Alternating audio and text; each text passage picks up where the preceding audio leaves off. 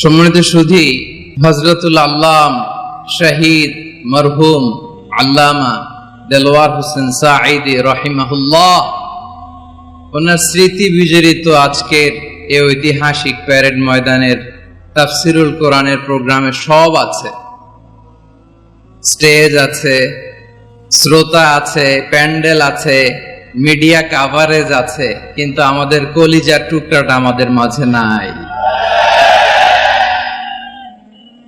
আজকের এই প্রোগ্রামে আলোচক হয়ে এই চেয়ারে আমি না বসে ওই শ্রোতাদের কাতারে বসে যদি আমাদের আল্লামার নুরানি চেহারার দিকে তাকিয়ে ওয়াজ শুনতে পারতাম, আমাদের হৃদয়টা ঠান্ডা হয়ে যেত, আমাদের তৃষ্ণার্ত হৃদয় শান্ত হতো। সব আজকে আছে, কি যেন নাই, ঠিক কিনা বলেন? আল্লাহ তাআলা প্রতি 100 বছরে একজন মুজাদ্দিদ পাঠান, প্রতি 100 বছরে একজন মুজাদ্দিদ, যিনি সমাজকে সংস্কার করেন। আল্লামা দেলোয়ার হোসেন সাঈদী রাহিমাহুল্লাহ ছিলেন তেমন একজন মুজাদ্দিদ। চিৎকার করে বলেন ঠিক কিনা? উনি শিরক বিদআতের আস্তানাকে তছনছ করে দিয়েছেন, তাওহীদের বাণীকে সমুন্নত করেছেন, গণমানুষের কাছে তাফসিরুল কোরআনকে জনপ্রিয় করেছেন। আজীবন তিনি ইসলামকে বিজয়ী শক্তি হিসেবে দেখার স্বপ্ন দেখতেন। এত প্রাঞ্জল ভাষা, এত চমৎকার আধুনিক প্রেজেন্টেশন, গণমানুষের কাছে কোরআনের তাফসিরকে এভাবে জনপ্রিয় করে তোলার মতো ব্যক্তিত্ব আল্লামা সাঈদী ছাড়া দ্বিতীয় কেউ এই বাংলার ভূখণ্ডে নাই। এই যে তাফসিরুল কোরআন, এই যে টার্মিনোলজি, এই টার্মটাই উনি আসলে জনপ্রিয় করেছেন। আমরা আগে জানতাম না যে এভাবে তাফসির করা যায়, এভাবে scientific indications of the Holi কোরআনকে মানুষের কাছে পেশ করা যায়, এভাবে এত জীবন ঘনিষ্ঠ করে, এত ইন্টারেক্টিভ করে কোরআনের কথাগুলো মানুষের কাছে উপস্থাপন করা যায়। উনি অন্যায়ের বিরুদ্ধে সবসময় সোচ্চার ছিলেন, প্রতিবাদী কণ্ঠস্বর ছিলেন। ওনার আলোচনা শুনলে দেহের রক্ত টকবক করে ফুটতে থাকতো। আল্লাহু আকবার, আল্লাহু আকবার, আল্লাহু আকবার। He was a strong mouthpiece of Islamic revivalism. Islamic জাগরণের স্ট্রং মাউথপিস ছিলেন আল্লামা সাঈদী রাহিমাহুল্লাহ। অনেক দোয়া পেয়েছেন, আমরা পড়েছি, এমন জীবন তুমি করিবে গঠন, মরণে হাসিবে তুমি, কাঁদিবে ভুবন। গোটা বিশ্বকে তিনি কাঁদিয়েছেন। আল্লামা যখন ইন্তেকাল করলেন, আমি তখন মালয়েশিয়া থেকে যুক্তরাষ্ট্রে একটা কনফারেন্সে যোগ দিতে যাচ্ছি, কাতার এয়ারলাইন্সে। মালয়েশিয়া থেকে দোহাতে নামলাম। দোহায় যখন আমার ট্রানজিট, তখন শুনতে পেলাম যে আল্লামা বিদায় নিয়েছেন। সোশ্যাল মিডিয়ায় শুনে বিশ্বাস করতে পারলাম না। মুহূর্তের মধ্যেই মাসুদ সাঈদী ভাইকে মেসেজ করলাম, উনি কোনো উত্তর দিতে পারলেন না। মাসুদ ভাইয়ের সাথে যখন কোলাকুলি করি, আমাদের শামীম ভাইয়ের সাথে যখন কোলাকুলি করি, মনে হচ্ছে আল্লামা সাঈদীর ঘ্রাণ পাই। শরীরটা লিটারালি কাঁপছিল, নিজেকে মানাতে পারছিলাম না, বিশ্বাস করতে পারছিলাম যে আসলে আল্লামা বিদায় নিয়েছেন। ইন দ্য মিন টাইম আমার সেকেন্ড ফ্লাইট, দোহা টু নিউ ইয়র্ক, 12 ঘন্টার ফ্লাইটে উঠলাম।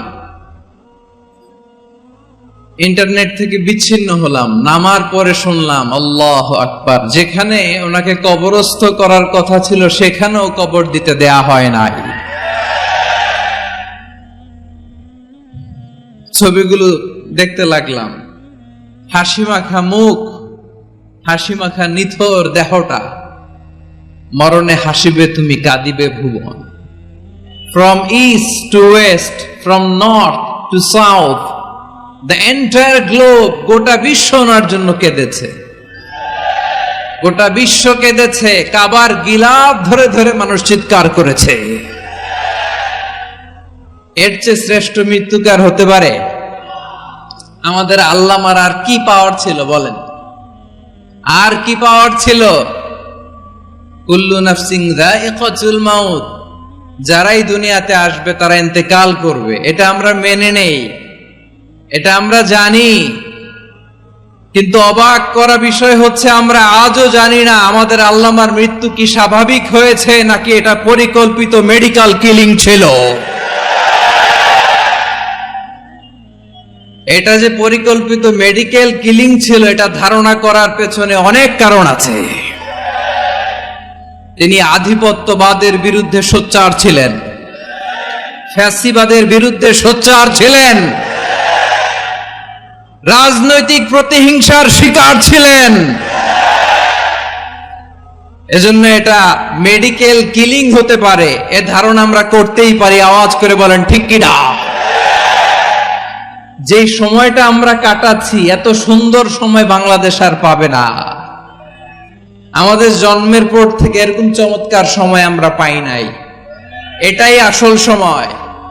আমরা ইন্টারিম গভর্নমেন্টের কাছে দাবি জানাই, উচ্চতর তদন্ত কমিটি করে এটা কি হত্যাকাণ্ড ছিল নাকি স্বাভাবিক মৃত্যু ছিল, এই রিপোর্ট গণমানুষের কাছে প্রচার করে জানাতে হবে। এই দাবির সাথে কি সবাই আপনারা একমত? কারা কারা একমত হাত তুলে দেখান।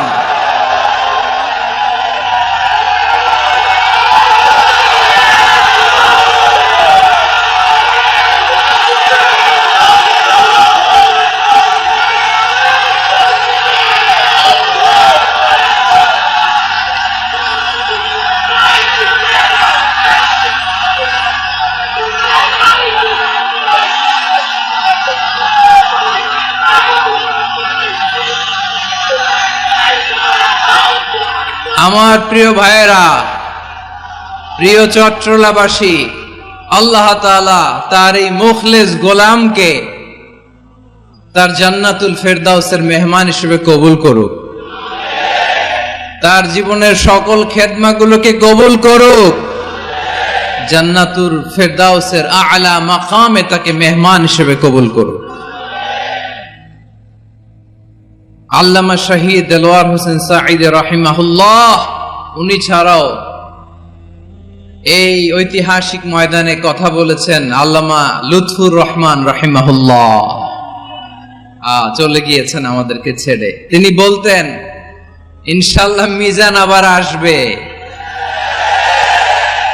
হুজুর আমি তো আসলাম, আপনি তো আমাদেরকে ছেড়ে চলে গেলেন। আল্লাহু আকবার, আল্লাহু আকবার, আল্লাহু আকবার। গলায় কোনো সুর ছিল না, সুর দিয়ে কথা বলতেন না, কিন্তু এত চমৎকার শব্দের বুনন, এত চমৎকার প্রেজেন্টেশন, এত চমৎকার ভাবে ঐতিহাসিক বর্ণনাগুলো তিনি উপস্থাপন করতেন। মন্ত্রমুগ্ধ হয়ে আমরা আল্লামা লুৎফুর রহমানের কথা শুনেছি। আমরা হযরতুল আল্লাম লুৎফুর রহমান রাহিমাহুল্লাহর জন্য এই বিশাল ময়দান থেকে দোয়া করছি, আল্লাহ তাআলা তুমি তোমার এই খাদেমকে জান্নাতের মেহমান হিসেবে কবুল করে নাও। আরো অনেক আল্লামারা এখানে কথা বলেছেন, বিশেষ করে বাইতুল শরফের মরহুম পীর সাহেব হুজুর থেকে শুরু করে আরো যারা যারা তারকাতুল্য ওলামায়ে কেরাম এই চট্টগ্রামের ময়দানে কথা বলেছেন, আলো ছড়িয়েছেন।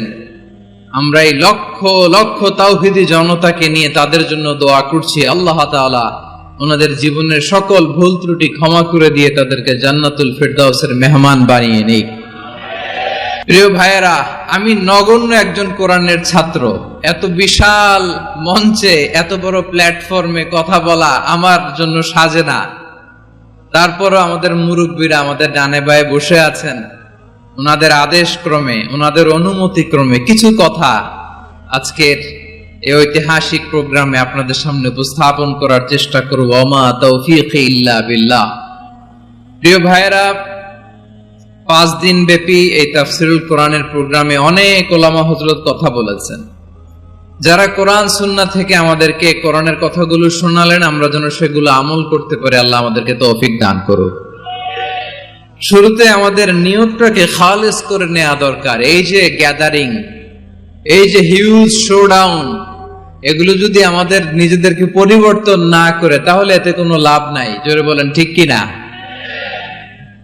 এই প্রোগ্রাম যদি আমাদের জীবনকে পরিবর্তন করে, আমাদের চিন্তার ডিএনএ কে চেঞ্জ করে দেয়, তাহলেই চট্টগ্রামের প্যারেড ময়দান সার্থক।